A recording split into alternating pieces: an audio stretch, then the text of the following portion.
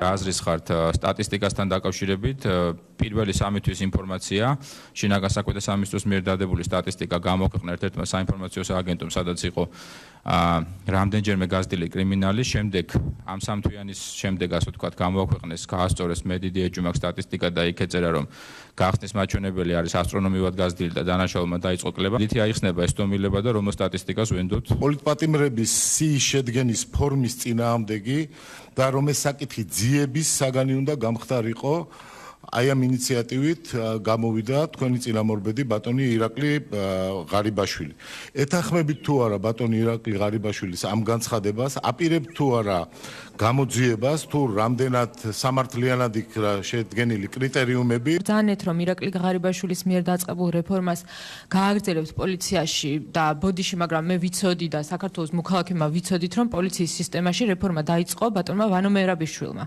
რას ამბობთ, მის მიერ დაწყებული რეფორმების გაგრძელებას თქვენ არ აპირებთ? ის რაც ამ 1 წლის განმავლობაში დაამკვიდრა ღარიბაშვილმა, ეს გახლავთ რეიდები.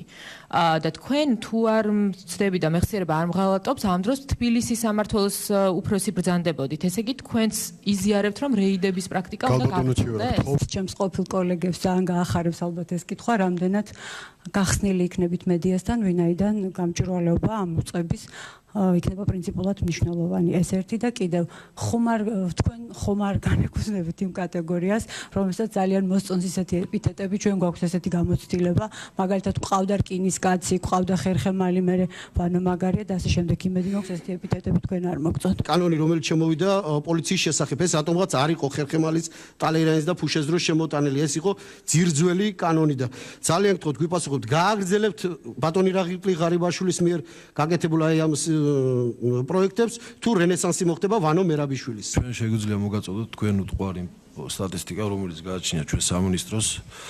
მეორე, იმ ფონდზე, როდესაც საჯელახსულების დაწესებულებიდან 17,000-მდე პატიმარმა დატოვა საჯელახსულების დაწესებულება, თავიდან იყო რა თქმა უნდა რაღაც პრობლემები, მაგრამ შემდეგ გამოსწორდა ეს ყველაფერი და უკეთესობის გზავიდა. რაც შეეხება ბატონ ირაკლი ღარიბაშვილის კურს, მე იმას გავაგრძელებ, გავაგრძელე მას ღირსეულად. ჩემთვის არის ძალიან კომფორტული და ნებისმიერი პოლიციელისთვის, როდესაც პოლიცია არის დეპოტიზებული. რეიდებს რომ ახსენებთ, ბატონობა ამას ეს იყო პრევენციული ღონისძიებები, რა დროსაც მოხდა რეალურად პრევენცია დანაშაულის, რამოდენიმე დანაშაულიში ხილებული პირი იქნა დაკავებული.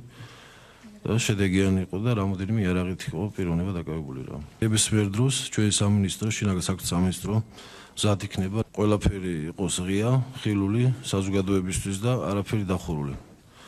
დიდი მადლობა. რეიდებთან დაკავშირებით გიპასუხოთ. თუ გაქვთ სურვილი, შეგიძლიათ გასცეთ პასუხი. პასუხის გაუცემლობაც პასუხია. ასე რომ თქვენი გადასაწყვეტია. ოროსნობა ქვია ამას, როდესაც პასუხს არ ცემენ დასმულ კითხვას. დიდი მადლობა. ბევრი ოროსანი მახსოვს თქვენ ხელისუფლებაში. არც ერთ კითხვაზე ბატონმა ჭიკაიძემ პასუხი არ გაცა.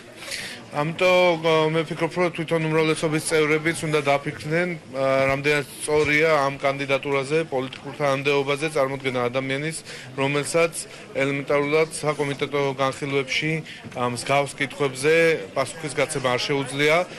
ის შეიძლება იყოს კარგი პოლიციელი, მაგრამ რამდენად იქნება კარგი შინაგან საქმეთა მინისტრი, ეს ძალიან დიდი